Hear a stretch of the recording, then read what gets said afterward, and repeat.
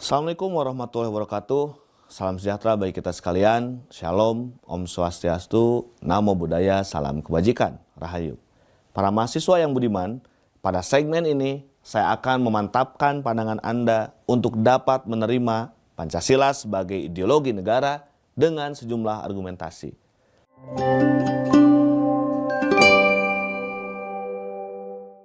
Pancasila sebagai ideologi paling tidak memiliki 3 dimensi, yakni dimensi idealitas, dimensi realitas, dan dimensi fleksibilitas. Dimensi idealitas menjelaskan bahwa nilai-nilai dalam Pancasila mencerminkan suatu kondisi ideal yang hendak dicapai oleh negara dan bangsa Indonesia. Dimensi realitas berkaitan dengan keberadaan nilai-nilai yang terkandung dalam ideologi Pancasila untuk dilaksanakan dan diamalkan dalam kehidupan nyata.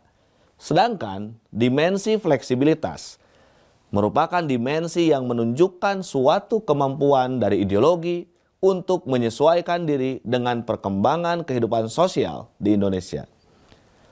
Ketiga dimensi ideologi tersebut akan menentukan kebertahanan Pancasila sebagai ideologi negara. Namun demikian, ketiga dimensi itu juga sangat bergantung pada faktor-faktor lainnya yang memperkuat dan memperlemah posisi kebertahanan ideologi Pancasila.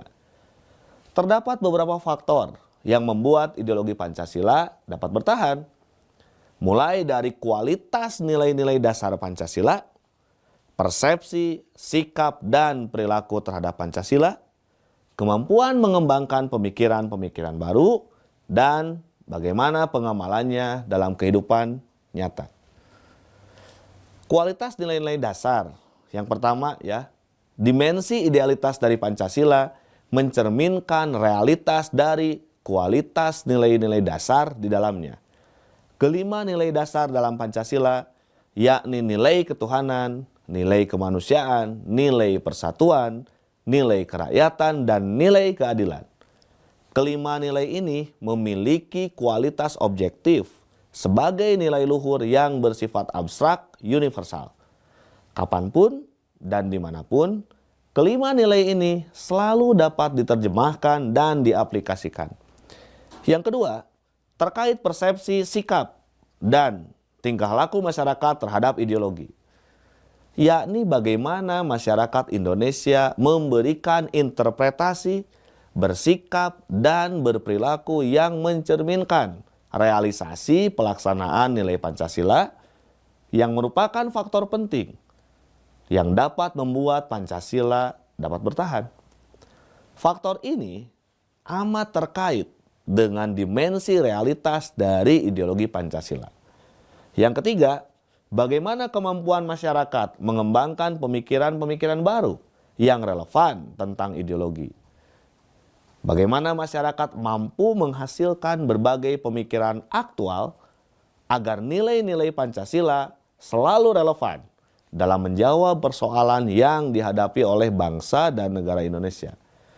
Kemampuan ini akan selalu menjadikan lahirnya berbagai produk berupa sistem kebijakan yang mempercepat capaian tujuan bersama.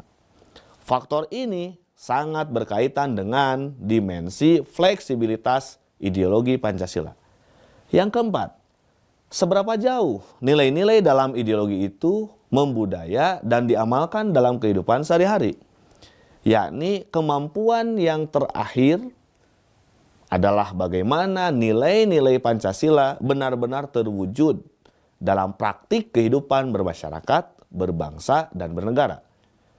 Tidak hanya oleh warga negara, melainkan juga terwujud dalam produk-produk kebijakan yang mencerminkan realisasi nilai-nilai Pancasila. Karena itu, Pancasila selain berisi seperangkat nilai, ia harus pula dapat diamalkan dan diimplementasikan dalam kehidupan. Dan untuk melengkapi pemahaman ini, pada segmen selanjutnya, saya akan bahas tentang Pancasila sebagai ideologi terbuka. Demikian yang dapat saya sampaikan. Terima kasih. Wassalamualaikum warahmatullahi wabarakatuh.